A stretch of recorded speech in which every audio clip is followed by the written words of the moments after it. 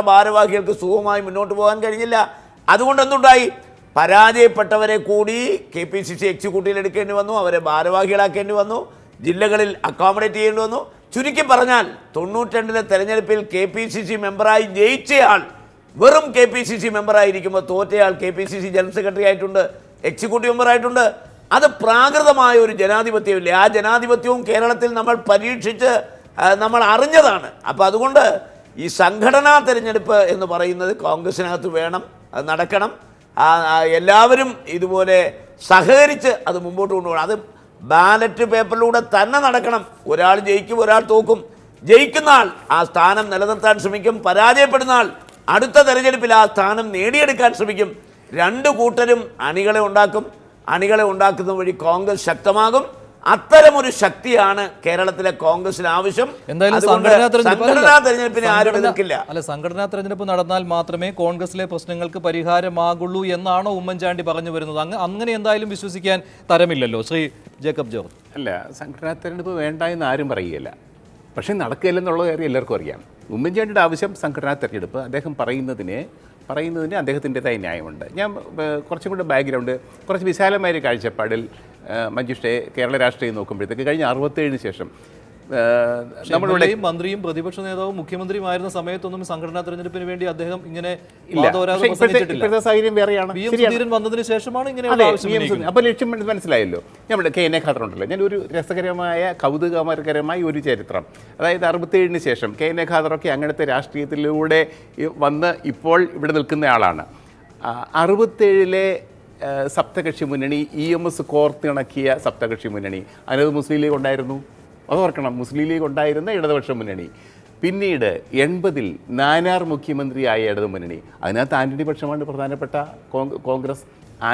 AK ആൻ്റണിയുടെ നേതൃത്വത്തിലുള്ള കോൺഗ്രസ്, കേരള കോൺഗ്രസ്, മാണി അതിനകത്ത് മന്ത്രിയായിരുന്നു.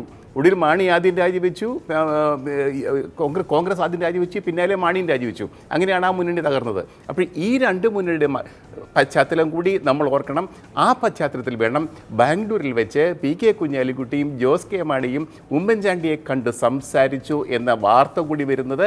പക്ഷേ ഞാനിതൊന്നും ഒരു ഉമ്മൻചാണ്ടി ഇങ്ങനെ പോവുകയാണെന്ന് ഞാൻ പറയുകയല്ല. അങ്ങനെ ഉമ്മൻചാണ്ടി ഒരിക്കലും പോവുകയില്ല. ശ്രീ ജോസഫ് വാഴക്കൻ അങ്ങനെ ഒരു മാനം കൂടി കൽപ്പിക്കുന്നുണ്ട്. ബാംഗ്ലൂരിൽ വെച്ച് PK കുഞ്ഞാലിക്കുട്ടിയുമായും ജോസ് കെ മാണിയുമായും ഉമ്മൻചാണ്ടി ചർച്ച നടത്തിയതിനെ അതിനുശേഷമാണ് അദ്ദേഹം ഈ ഡൽഹി യാത്ര ഫിക്സ് ചെയ്തുകൊണ്ട് അദ്ദേഹം ഫേസ്ബുക്കിൽ പോസ്റ്റ് ഇട്ടതും.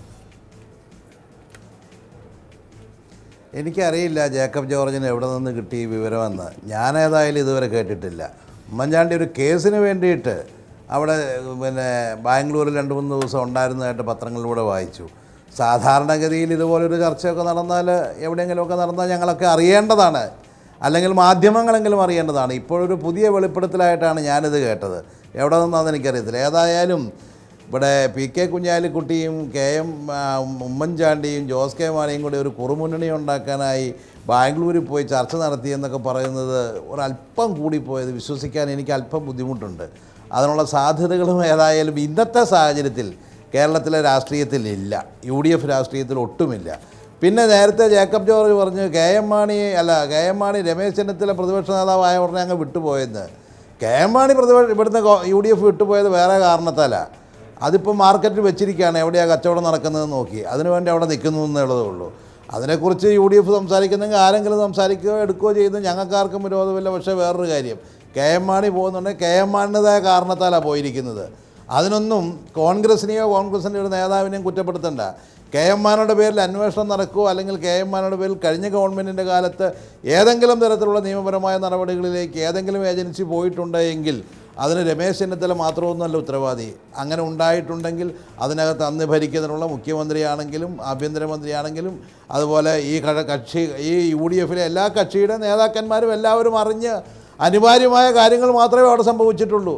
അതിനകത്തൊന്നും ആരുടെയെങ്കിലും തലയിൽ പഴി വെച്ചുകൊണ്ടാണ് KM മാണി പോയതെന്നൊന്നും പറഞ്ഞാൽ വിശ്വസിക്കാൻ ഞങ്ങളാരുമില്ല, കേരളത്തിലെ ജനങ്ങളും വിശ്വസിക്കുമെന്ന് എനിക്ക് തോന്നുന്നില്ല.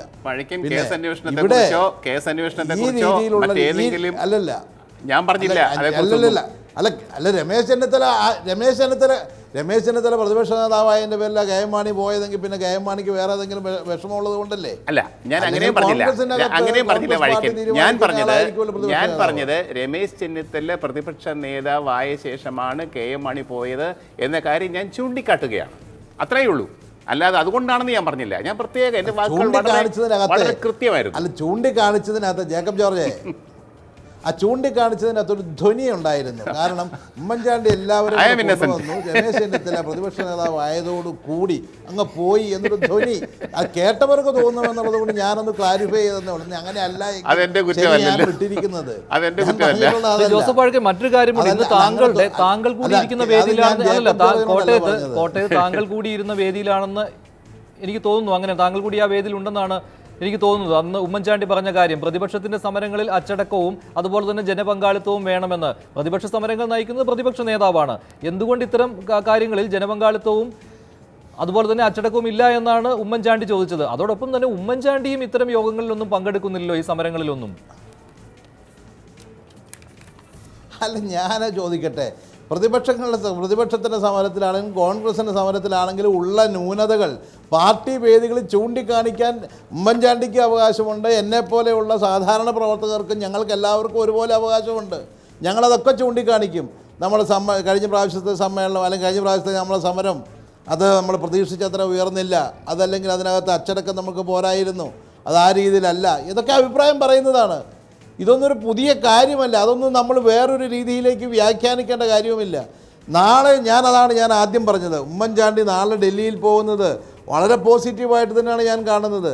ഉമ്മൻചാണ്ടിക്ക് ചില കാര്യങ്ങളെക്കുറിച്ച് അഭിപ്രായ വ്യത്യാസമോ അല്ലെങ്കിൽ അഭിപ്രായമോ ഉണ്ടാകാം. ആ അഭിപ്രായങ്ങളൊക്കെ കേന്ദ്ര നേതൃത്വത്തിൽ അദ്ദേഹം സമയാസമയങ്ങളിൽ അറിയിക്കുന്നുണ്ടാകാം.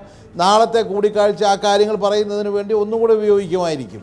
പക്ഷേ ഉമ്മൻചാണ്ടിയെ സംബന്ധിച്ചിടത്തോളം ഞാൻ മനസ്സിലാക്കുന്ന ഉത്തരവാദിത്വമുള്ളൊരു രാഷ്ട്രീയ നേതാവാണ്. വളരെ ഉത്തരവാദിത്വത്തോടുകൂടിയും സമചിത്തതയോടുകൂടിയും കാര്യങ്ങൾ വിശകലനം ചെയ്യുകയും കാര്യങ്ങൾ കൈകാര്യം ചെയ്യുന്നയാളാണ്.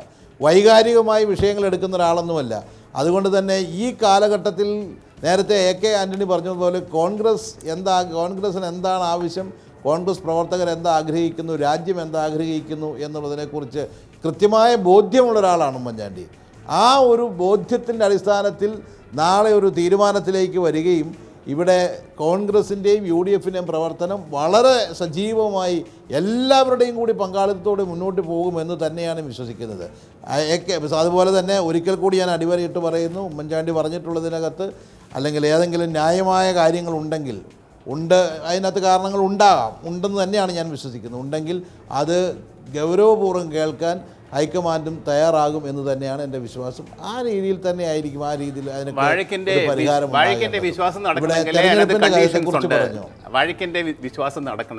അതിനകത്ത് കണ്ടീഷൻസ് ഉണ്ട്. അല്ലാതെ ഈ സംഘടനാ തെരഞ്ഞെടുപ്പിന്റെ കാര്യം മാത്രമല്ല, ഈ വെളിയിൽ സംഘടനാ തെരഞ്ഞെടുപ്പിന്റെ കാര്യം മാത്രം ഉമ്മൻചാണ്ടി പറയുന്നു. പക്ഷെ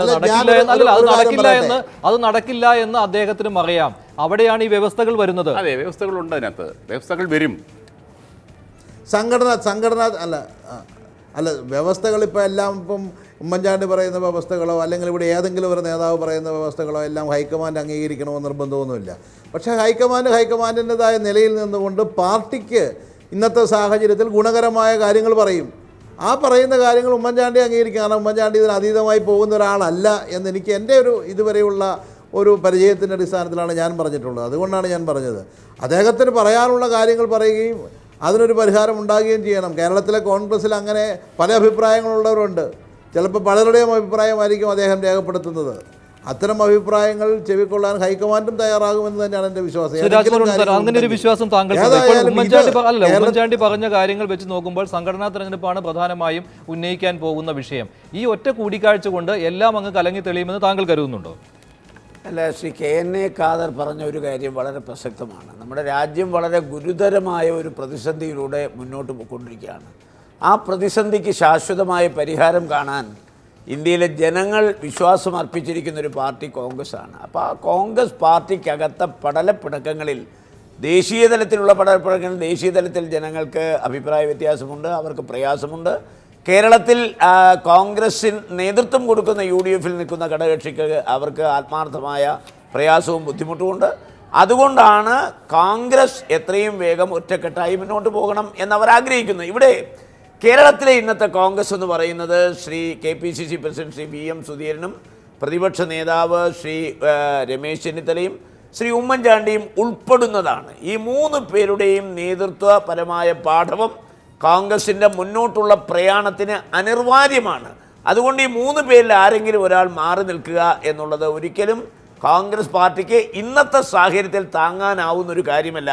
അതുകൊണ്ടാണ് ശ്രീ AK ആൻ്റണി പറഞ്ഞത്, ഓരോ വ്യക്തികളുടെയും കാൽച്ചുവട്ടിലെ മണ്ണൊലിക്കുന്നു, അതുവഴി കോൺഗ്രസിൻ്റെ മണ്ണൊലിക്കുന്നു. ആ യാഥാർത്ഥ്യം കാണണം. ഇന്ന് ഈ പടലപ്പിണക്കങ്ങളും ഈ ഗ്രൂപ്പ് മത്സരങ്ങളും താങ്ങാനുള്ള ത്രാണി, ശക്തി, ശേഷി കോൺഗ്രസ് പാർട്ടിക്കില്ല. ചുവരുണ്ടെങ്കിലല്ല ചിത്രം എഴുതാൻ പറ്റൂ. അപ്പോൾ ഇന്നത്തെ കോൺഗ്രസിൻ്റെ സാഹചര്യം മനസ്സിലാക്കി ആ സാഹചര്യത്തിനനുസരിച്ച് നേതാക്കന്മാർ ഉയരണം എന്നുള്ളതാണ് എല്ലാ കാലഘട്ടത്തിൻ്റെ ആവശ്യം. ആ ആവശ്യം അംഗീകരിച്ച് മുന്നോട്ട് പോകണം. ഇത് ഈ 3 പേരിൽ ശ്രീ VM സുധീരനോ ചെന്നിത്തലയോ ശ്രീ ഉമ്മൻചാണ്ടിയോ ഒഴിവാക്കി ആർക്കും മുന്നോട്ട് പോകാനാവില്ല. 3 പേരും അനിവാര്യമായ ഇടവേള വേണം. അതുകൊണ്ടാണ് ഇടവേളയ്ക്ക് ശേഷം ചർച്ച ചെയ്യുന്നത്. കരുണാകരന്റെ വഴിയെ ഉമ്മൻചാണ്ടി നീങ്ങില്ല എന്ന് കരുതാനാകുമോ? ഇടവേളയ്ക്ക് ശേഷം.